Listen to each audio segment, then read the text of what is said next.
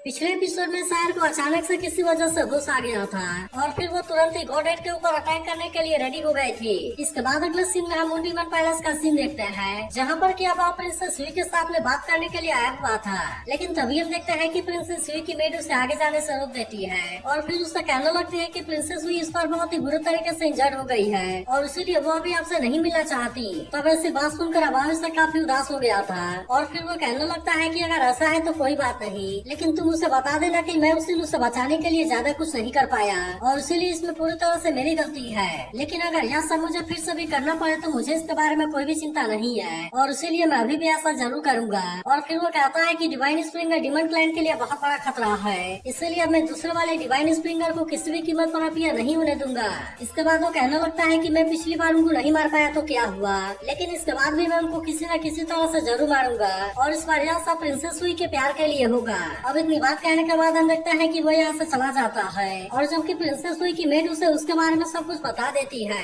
तब इसके बारे में जानकर प्रिंसेस सुई कहने लगती है कि मैं उसी के साथ में पली बड़ी हूँ, इसलिए मुझे पता है कि वह मुझसे बहुत ही ज्यादा ऑब्सेस है। लेकिन मेरे हिसाब से अगर कोई अपने लाइफ में बहुत बड़ी चीज को हासिल करना चाहता है तो फिर उसे प्यार के चक्कर में ट्रैप नहीं होना चाहिए। अब इतनी बात कहने के बाद वो कहती है कि इसीलिए मैंने हमेशा उसे डिसलाइक किया, लेकिन इस बार उसने तो मुझे खुद को देखने के लिए मजबूर कर दिया और अगर उसके जगह पर मैं भी होती तो मैं भी बिल्कुल ऐसा ही करती। तब इस पर उसकी मेड उससे कहने लगती है कि आप उससे मिलने के लिए क्यों नहीं गई, क्योंकि अभी तो उसकी इंजरी भी पूरी तरह से हील नहीं हुई है, जबकि इसके बाद भी वो पर्सनली आपसे मिलने के लिए आया हुआ था। लेकिन अभी भी हम देखते हैं कि प्रिंसेस सुई इसके लिए रेडी नहीं होती और वो अपने मेड से कहती है कि अभी ऐसा करना जरूरी नहीं है, इसलिए मेरे तरफ से तुम उसे कुछ कीमती मेडिसिन भिजवा देना और उसे बता देना कि यह मुझे बचाने के लिए थैंक यू के रूप में है। लेकिन अभी भी हम देखते हैं कि प्रिंसेस सुई शायद हाओचन के बारे में ही सोच रही थी और वो कहने लगती है कि अब मुझे अगली बार तुमसे मिलने का इंतजार है। वहीं हम देखता है कि उसकी मेड अब उसकी बात मानने के लिए रेडी हो गए थे और इसीलिए वो यहाँ से चली जाती है। वहीं दूसरी ओर सार याद करने लगती है कि किस तरह से वो 7 गेट में एंटर हुई थी, जहाँ पर कि उसे अवेकन होने के लिए 7 एक्सट्रीम प्लेन से होकर गुजरना पड़ा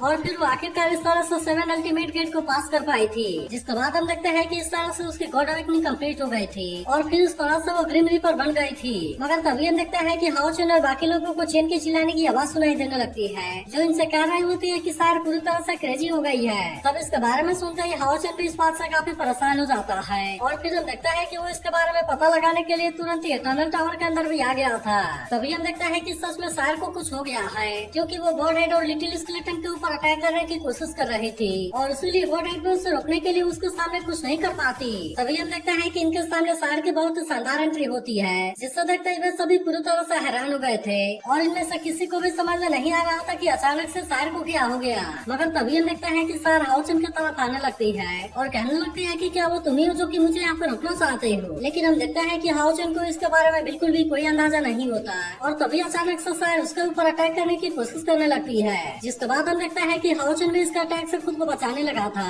और फिर वो सार को बताने की कोशिश करता है कि मैं हाओचन हूँ, लेकिन क्या तुम मुझे नहीं पहचान रही। लेकिन इसके बाद भी सार अटैक करते हुए केवल इतना कहते हैं कि तुम मुझे यहाँ से जाने दो, नहीं तो तुम सभी यहाँ पर मेरे हाथों मारे जाओगे। तब इसे देखते ही लिन सिन कहता है कि अचानक से सार को क्या हो गया और फिर चेन भी इसके बारे में चिंता करते हुए कहती है कि सार यहाँ पर क्या करने लगी। तब इस पर गॉड हेड इनसे कहती है कि अब उसे हमारे बारे में कुछ भी याद नहीं है। जिसके बाद हम देखते हैं कि इसके बारे में जानकर हाओचन भी इस बात से काफी परेशान हो गया था और फिर वो कहने लगता है कि कहीं ये डिवाइन स्प्रिंग की अवेकनिंग की वजह से तो नहीं है। लेकिन वहीं हम देखते हैं कि सार को तो किसी और चीज के बारे में कोई भी चिंता नहीं होती और वो इनसे केवल इतना कहते हैं कि तुम मुझे यहाँ से जाने दो, नहीं तो ये तुम्हारे लिए बिल्कुल भी अच्छा नहीं होगा। लेकिन अभी भी हम देखते हैं कि हाओचन उसे समझाने की कोशिश कर रहा था और वो कहने लगता है कि सार तुम एक बार मेरे बात को सुन लो, क्योंकि अभी कुछ समय पहले तुम एक बहुत बड़े फाइट में थी और इसीलिए तुम्हें अभी रेस्ट करने की जरूरत है। मगर अभी भी हम देखते हैं कि सार इसकी कोई भी बात नहीं सुनना चाहती थी और इसीलिए वो लगातार हाओचन के ऊपर अटैक करना स्टार्ट कर देती है। लेकिन अभी भी हम देखते हैं कि हाओचन सार के ऊपर बिल्कुल भी अटैक नहीं कर रहा था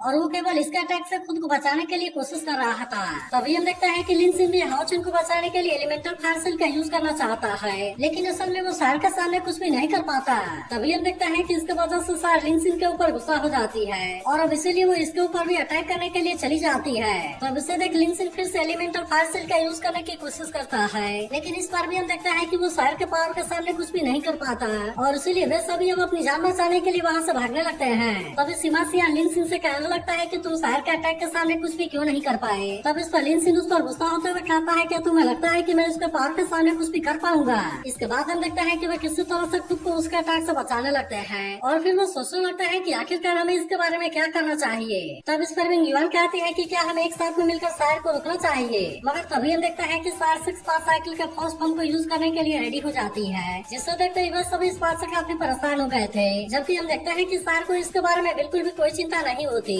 और इसलिए वे सभी परेशान होते हुए कहते हैं कि सायर अपने मेमोरी को लूज करने के बाद इतना ज्यादा ताकतवर क्यों हो गई। मगर तभी हम देखते हैं कि सायर अपने हाई साइकिल का यूज करके अटैक करने के लिए पूरी तरह से रेडी हो गई थी, जिससे देखते ही वे सभी इस बात से काफी डर गए थे और इसलिए वे सभी अपनी जान बचाने के लिए वहाँ से भागने लगते हैं। लेकिन तभी हम देखते हैं कि हाउचर ने अपने डिवाइन सेल्फ प्रोटेक्शन का यूज करके सायर के अटैक को रोक दिया था और इसलिए वो इनका कुछ भी नहीं कर पाती। लेकिन अभी भी हम देखते हैं कि सायर इतना आसानी से रुकने वाली नहीं होती और फिर वो कहने लगती है कि क्या मुझे यहाँ से बाहर जाने से पहले इसके साथ में डील करना होगा। लेकिन तभी इसी बीच हम देखते हैं कि हानि भी होश में आ जाता है, जो यहाँ की सिचुएशन को देखकर कहने लगता है कि यहाँ पर क्या हुआ और हम तो डिमन क्लैन के हाथों समझ कर निकल गए थे। लेकिन तभी हम देखते हैं कि वो यहाँ पर सायर को हाउसन के साथ में फाइट करते हुए देखता है, जिससे देखते ही वो कहने लगता है कि मैं कोई सपना तो नहीं देख रहा और फिर उसे हैरानी होती है कि आखिरकार सायर और हाउसन एक साथ में फाइट क्यों कर रहे हैं। वहीं हम देखते हैं कि सायर अभी भी हाउसन के ऊपर अटैक करने की कोशिश कर रही थी, जबकि हाउसन केवल इसके अटैक से खुद को बचा रहा था। जिसके बाद सायर कहने लगती है मुझे लगता है कि तुम ही उनके लीडर हो और इसलिए अगर मैंने तुम्हें हरा दिया तो साथ में यहाँ से बाहर जा पाऊंगी। अब इतनी बात कहने के बाद हम देखता है कि सायर फिर से हाउसन के ऊपर अटैक करने वाली होती है, लेकिन तभी वहाँ पर हानि आकर इसके अटैक को रोक देता है और वो इसे समझाने लगता है कि आप हमारे साथ में फाइट ना करो। लेकिन इसके बाद भी हम देखते हैं कि सायर को किसी और चीज से बिल्कुल भी मतलब नहीं होता और वो इससे केवल इतना कहती है कि तुम मुझे यहाँ से जाने दो। तभी हाउसन हानि से कहता है कि सायर हमारे बारे में भूल गई है और इसलिए वो यहाँ पर थोड़ी सी एक्साइटेड हो गई है। तब इसके बारे में सुनकर हानि उससे पूछता है कि हमें इसके बारे में क्या करना चाहिए। लेकिन तभी हम देखते हैं कि सायर को इसके बारे में सोचने का कोई भी मौका नहीं देना चाहती थी और इसलिए वो फिर से इनके ऊपर अटैक करना स्टार्ट कर देती है, जिससे देख वे दोनों भी किसी तरह से इसके अटैक से खुद को बचाने लगते हैं और हाउसन अभी भी सायर के ऊपर अटैक करने की बिल्कुल भी कोशिश नहीं कर रहा था। लेकिन अभी भी हम देखते हैं कि सायर यहाँ पर बिल्कुल भी रुकने के लिए रेडी नहीं होती, इसलिए हानि अपने लाइट ग्रेविटी का यूज करके उससे रोकने की कोशिश करता है। फिर हाउसन उसको समझाने की कोशिश करता है कि तुम केवल एक बार मेरी बात को सुन लो, क्योंकि मुझे नहीं पता कि जब तुम्हें होश आया तो तुम्हारे साथ में क्या हुआ। लेकिन अभी भी हम यहाँ पर डिमन क्लैन के एरिया में है और इसलिए मैं तुम्हें अभी यहाँ से बाहर नहीं जाने दे सकता। मगर अभी भी हम देखते हैं कि सायर इसकी कोई भी बात सुनने के लिए रेडी नहीं होती और वो कहती है कि मैं तुम्हारे ऊपर यकीन क्यों करूँ। अब इतनी बात कहने के बाद हम देखते हैं कि वो बहुत ही आसानी से खुद को आजाद करा लेती है और वो फिर से हाउसन और हानि के ऊपर अटैक करने के लिए रेडी हो गए थे। जिसके बाद हम देखते हैं कि हाउसन सायर को रोकने के लिए अपने होली स्पिरिचुअल फाइनेंस का यूज करता है, लेकिन अभी भी वो सायर के पावर के सामने कुछ भी नहीं कर पाता और हम देखते हैं कि सायर ने खुद को बहुत ही आसानी से आजाद करा लिया था। इसके अलावा हम देखते हैं कि वो और भी खतरनाक तरीके से हाउसन के ऊपर अटैक करने लगी थी, इसलिए इसका सामना कर पाना हाउसन के लिए भी काफी मुश्किल हो गया था। तभी हम देखते हैं कि सायर का अटैक हाउसन और उसके वाले स्टेज के ऊपर चला जाता है, जिसे देखते ही सायर कुछ देर के लिए हैरान हो जाती है और फिर वो सोचने लगती है कि मेरी स्टैचू यहाँ पर क्यों है और मैं वहाँ पर उसके साथ में क्यों हूँ। तभी हम देखते हैं कि हाउसन फिर से उसे समझाने के लिए कोशिश करने लगता है और फिर उससे पूछता है कि क्या अब तो मेरे बातों के ऊपर यकीन हो गया। लेकिन इस पर सायर केवल इतना कहती है कि मैं लूप ट्रायल के लिए असैसिन पैलेस में जाना चाहती हूँ। तब इसके बारे में सुनकर हाउसन इस बात से काफी परेशान होने लगा था और फिर वो कहने लगता है कि क्या सायर को केवल लूप ट्रायल के बारे में याद है। तभी हम देखते हैं कि सायर इसके ऊपर अटैक करने के लिए आने लगती है, जबकि वही हाउसन सोचने लगा था कि वह चीज तो सायर के लाइफ की सबसे पेनफुल चीज है और मैंने तो प्रॉमिस किया था कि मैं सायर को कभी भी फिर से उस डार्क टाइम में नहीं जाने दूंगा, लेकिन अब वो केवल मेरे वजह से उस पे मैं हमेशा के लिए ट्रैप हो गई है। इसके बाद हम देखते हैं कि हाउसन सायर के अटैक को रोकने के लिए कुछ भी नहीं करता, इसलिए वो सायर के अटैक से यहाँ पर बहुत ही बुरे तरीके से इंजर्ड हो गया था। जिससे देखते ही सायर उससे कहने लगती है कि तुमने ऐसा क्यों किया, क्योंकि तुम तो मेरे अटैक से बहुत ही आसानी से बच सकते थे। तब इस पर हाउसन उससे कहता है कि मैं सबसे पहले तुम्हें किसी भी तरह से शांत कराना चाहता हूँ, जिस पर सायर कहती है मैं अभी भी नहीं समझ पाई कि आखिरकार तुम क्या कहना चाहते हो। तब इस पर हाउसन कहता है कि इस बात से कोई फर्क नहीं पड़ता कि तुम इसके बारे में समझ पाई, क्योंकि मैं तुम्हें बताना चाहता हूँ कि हम तुम्हें बिल्कुल भी हर्ट नहीं करना चाहते। तब इससे तक हाउसन के बाकी साथी भी इस बात से हैरान होने लगते हैं और वो सायर से कहता है कि हम तो केवल तुम्हारी हेल्प करना चाहते हैं। तभी इस बीच हम देखते हैं कि उसकी नजर हाउसन के पास वाली रिंग पर जाती है, जिससे देखते ही सायर पहचान जाती है कि यह तो इसकी ही रिंग है। इसलिए वो इस बात से परेशान होने लगती है कि इसकी रिंग हाउसन के पास में कैसे चली गई, क्योंकि जब तक मैं इसे अपने मर्जी से नहीं दूंगी तब तक वो किसी और को अपना मास्टर नहीं बना सकता। अब इसी वजह से वो परेशान होने लगती है कि क्या मैं सच में इसके बारे में कुछ भूल गया था और इसलिए उसे ऐसा लग रहा था कि शायद वो सच में किसी चीज के बारे में भूल रही है। लेकिन वहीं हम देखते हैं कि हाउसन के बॉडी के अंदर से ब्लड आ रहा था, इसलिए हनी उससे रोकते हुए पूछता है कि क्या आप ठीक हो। तभी शायद हाउसन से कहते हैं कि तुमने जो स्टोरी अभी मुझे सुनाई मैं उसके बारे में भी सुनना चाहती हूँ। जिसके बाद हम देखते हैं कि हाउसन भी इसके लिए रेडी हो गया गया था और उसके अलावा उसके बाकी सभी साथी भी इस बात से खुश हो गए थे। फिर हम देखते हैं कि गॉडेड अपने मेमोरी बॉल का यूज करने लगती है जिसके अंदर की फैंटेसी पैराडाइज की सारी मेमोरी स्टोर थी और उसीलिए वो सार से कहती है कि तुम इसके बारे में ध्यान से देखना। जिसके बाद हम देखते हैं कि इसकी बात सुनकर सार भी इसके लिए रेडी हो गई थी और इसीलिए वो इसके अंदर के मेमोरी को बड़े ध्यान से देखने लगती है। तभी हम देखते हैं कि उधर लिंसिन इस बात से काफी खुश होने लगा था क्योंकि उसे ऐसा लग रहा था कि शायद इसकी वजह से सार को सारी बातें समझ में आ जाएगी और इसीलिए शायद इस बार से फिर से उसकी मेमोरी वापस आ जाए। लेकिन तभी हम देखते हैं कि उधर सार काफी परेशान होने लगी थी और फिर वो कहने लगती है कि वैसे तो इन सारे पिक्चर में मैं हूँ लेकिन इसके बाद भी इनका मेरे ऊपर कोई भी इंप्रेशन क्यों नहीं हो रहा। अब इस तरह से हम देखते हैं कि सार ने वहाँ के सारे मेमोरी को देख लिया था लेकिन अभी तक भी उसे इसके बारे में कुछ भी समझ नहीं आता और इसीलिए वो इनसे इसके बारे में कुछ भी नहीं कहती। तभी गॉडेड सार से कहने लगते हैं कि तुमने तो फैंटेसी पैराडाइज के सारे मेमोरी को देख लिया और इसीलिए मुझे लगता है कि शायद अब तुम्हें हमारे बारे में याद आ गया होगा। लेकिन अभी भी हम देखते हैं कि सार को इसके बारे में कुछ भी याद नहीं आया था इसीलिए वो इनसे कहती है कि मुझे तो इसके बारे में एक भी बात याद नहीं आई। तब इसके बारे में सुनकर हाओचन और उसके सभी साथी इस बात से परेशान हो गए थे जिसके बाद गॉडेड इनसे कहने लगते हैं कि तुम्हें इसके बारे में ज्यादा परेशान होने की जरूरत नहीं है क्योंकि सार भले ही अपने मेमोरी के बारे में भूल गई है लेकिन इसके बाद भी उसके बारे में बहुत ही अच्छी न्यूज है। फिर वो कहने लगते हैं कि उसके अंदर कोई भी हेल्थ प्रॉब्लम नहीं है और उसके अलावा वो गॉड अवेकनिंग के वजह से लेवल 7 में चली गई है। इसके बाद वो आगे इनसे कहती है कि सार हर एक चीज में बहुत ही ज्यादा ताकतवर बन गई है और इसलिए मुझे लगता है कि तुम्हें इसके बारे में उदास होने की जरूरत नहीं है। मगर तभी हम देखते हैं कि सार गॉडेड के ऊपर गुस्सा होने लगती है और फिर वो उससे पूछती है कि कहीं ऐसा तो नहीं कि ये सारे पिक्चर फेक थे। जिसके बाद हम देखते हैं कि गॉडेड अब इस बात से काफी डर गई थी इसलिए वो इनसे कहने लगती है कि बाकी चीजों को तुम्हें खुद देख लेना क्योंकि अब मैं यहाँ से अपने घर वापस आ रही हूँ। लेकिन तभी हम देखते हैं कि चेन उसके ऊपर गुस्सा होने लगती है और फिर वो कहती है कि वो तो बड़ी जल्दी यहाँ से भाग गई। तभी हम देखते हैं कि विंगयुआन भी सार के बारे में सोचकर काफी परेशान होने लगती है और फिर वो कहने लगती है कि अभी तक तो कोई भी तरीका काम नहीं किया इसलिए हमें इसके बारे में क्या करना चाहिए। जिसके बाद हम देखते हैं कि हाओचन भी इस बात से काफी उदास हो गया था क्योंकि उसे भी समझ में नहीं आ रहा था कि अब उसे इसके लिए क्या करना चाहिए। मगर तभी हम देखते हैं कि लिंसिन के दिमाग में कोई आइडिया आता है जिसके बाद वो कहने लगता है कि मेरे पास में एक रास्ता है और हो सकता है कि शायद इस तरह से हम सार के मेमोरी को वापस कर लें। इसके बाद हम देखते हैं कि लिंसिन चुपके से इनको इसके बारे में बताता है और फिर वो कहने लगता है कि सार से सबसे पहले हाओचन मिला था इसलिए मुझे लगता है कि उसके साथ में सबसे डीप कनेक्शन इसी का होगा। जिसके बाद वो कहने लगता है कि वह केवल हाओचन ही है जो कि सार के मेमोरी को वापस ला सकता है इसलिए हमें इसके बारे में अब उसे धीरे धीरे याद दिलाना होगा। जिसके बाद हम देखते हैं कि हाओचन भी ऐसा करने के लिए रेडी हो गया था क्योंकि लिंसिन का आइडिया था कि वो सार को हाओचन के बारे में धीरे धीरे सब कुछ बताएंगे ताकि इस तरह से वो सार को फिर से हाओचन के प्यार में डाल सके। इसलिए हम देखते हैं कि हाओचन भी इसकी बात मानने के लिए रेडी हो गया था जहाँ पर कि सबसे पहले वो उस जगह का सीन क्रिएट करता है जहाँ पर कि उसने सार को डिमन के हाथों से बचाया था। अब इतना सब कुछ करने के बाद सार लिंसिन को इनवाइट करने के लिए आता है जिसके बाद हम देखता है कि सार भी अंदर जाने के लिए रेडी हो गए थे और फिर कहते हैं मैं भी देखता हूँ कि तुम इसके लिए किस चालाकी का यूज करते हो। तब इस पर लिंसिन उससे कहता है कि आप इसके बारे में बिल्कुल भी चिंता न कीजिए। इसके बाद अगले सीन में हम देखते हैं कि सार भी उस जगह पर आ गई थी जहाँ के नजारे को देखते ही वो पूरी तरह से हैरान हो जाती है। लेकिन सार को अभी भी याद नहीं आ रहा था कि आखिरकार यह जगह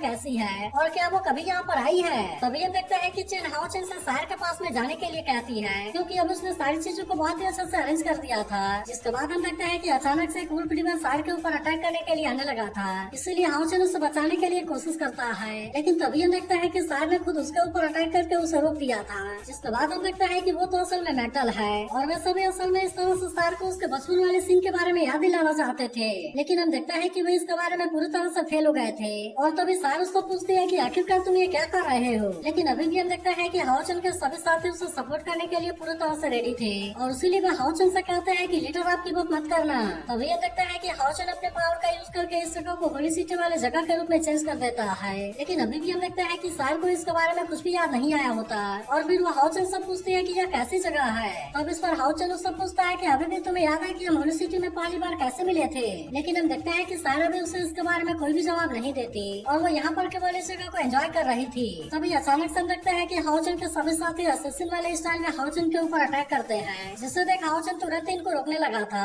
और फिर हम देखते हैं कि वो इनमें से एक को सार की तरफ जाने देने वाला होता है लेकिन इसके बाद भी हम देखते हैं कि सार इसके बारे में कोई भी रिएक्शन नहीं देती जबकि वहीं उधर हाओचन के सभी साथी यहाँ से भाग जाते हैं। इसके बाद हाओचन सार से पूछता है कि तुम अभी यहाँ पर छुपी क्यों नहीं। मगर तभी हम देखते हैं कि उसे इसके बारे में कोई भी जवाब देने से पहले यहाँ पर बहुत सारे फायरवर्क स्टार्ट हो जाते हैं जिससे देख सार भी इसे बहुत ही अच्छे से एंजॉय करने लगी थी और कहती है कि ये फायरवर्क तो सच में बहुत ही ब्यूटीफुल है। फिर हमें पता चलता है कि इन सब के पीछे भी हाओचन के साथियों का ही हाथ है और अब इनको ऐसा लग रहा था कि सार को अब इसके बारे में कुछ याद आया होगा। होगा। वहीं उधर हम देखते हैं कि हाउचन अब सार के हाथ को पकड़ने वाला था, लेकिन हम देखते हैं कि उसे ऐसा करने में काफी घबराहट हो रही थी और इसीलिए वो जैसे ही अपना हिम्मत जुटाकर उसका हाथ पकड़ने के लिए जाता है, सार वहाँ से चली जाती है। जिसके बाद हम देखते हैं कि हाउचन के सभी साथी भी इस बात से काफी उदास हो गए थे, क्योंकि अब तक इन्होंने सार को हाउचन के बारे में याद दिलाने के लिए काफी कोशिश कर लिया था, लेकिन अभी तक भी सार को हाउचन के बारे में कुछ भी याद नहीं आया था। तभी सीमा लिनसिन से कहने लगता है कि तुम तो एक जीनियस अल्केमिस्ट हो, इसीलिए क्या तुम्हें किसी ऐसे एलेक्सिस के बारे में नहीं पता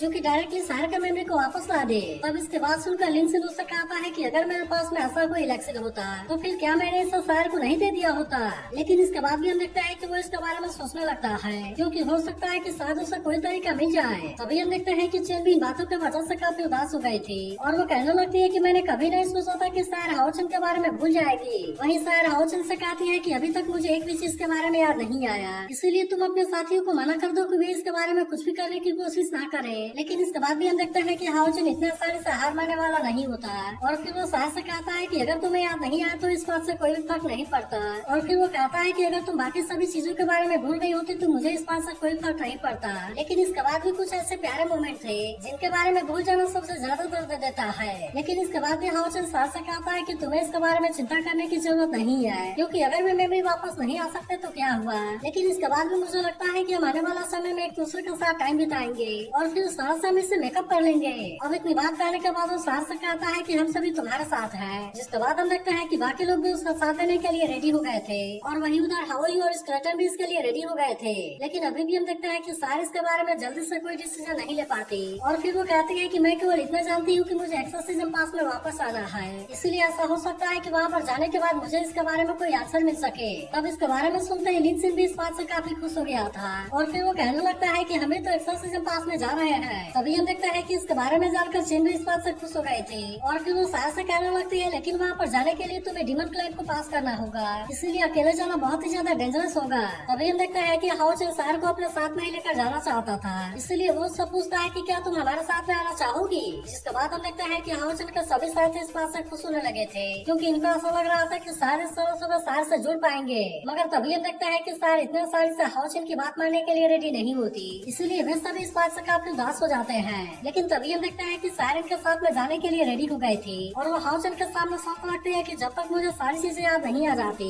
तब तक मैं तुम्हारे किसी भी ऑर्डर को फॉलो नहीं करूंगी। जिसके बाद हम देखते हैं कि इसके बारे में सुनकर हाउचन भी तुरंत इसके लिए मान गया था और फिर वो कहता है कि हमारा अगला जर्नी बहुत ही ज्यादा खतरनाक होगा। और फिर वो अपने सभी साथियों से पूछता है कि क्या तुम्हें उस टॉप लेवल वाले मिशन के बारे में याद है जिससे कि डिमन हंटिंग टावर के द्वारा ब्लॉक कर दिया गया था। फिर वो आगे से कहता है कि वहाँ पर एम्पर लेवल वाला एक डिमन हंटिंग ग्रुप गया था जिन्होंने कि कुछ समय के बाद अपना कॉन्टेक्ट खो दिया और इसीलिए उस मिशन को ब्लॉक कर दिया गया था। इसीलिए मैंने सबसे पहले 2 होलीगार्ड को विन करने का डिसाइड किया है ताकि इस तरह से हम जर्नी को सेव कर सकें। तभी चेन सार से कहने लगती है कि अगर हम ऐसा करने में कामयाब हो गए तब इस तरह से डेथ रिंग को पास करना हमारे लिए और भी ज्यादा आसान हो जाएगा। जिसके बाद हम देखते हैं कि इसके बारे में सुनकर सार भी इसके लिए मान जाती है और फिर वो इनको इसे स्टार्ट करने के लिए कहती है। जिसके बाद हम देखते हैं कि हाउचन भी अब इसे स्टार्ट करने के लिए मान गया था और फिर वो इनसे कहता है कि अब हमें यहाँ पर एक साथ में मिलकर काम करना होगा ताकि इस तरह से हम फर्स्ट लेवल के कुछ लेवल को ब्रेक कर सके। लेकिन तभी हम देखते हैं कि सार अकेले ही इसके लिए जाने लगती है, जिससे देख हाउचन इस बात से काफी परेशान हो गया था।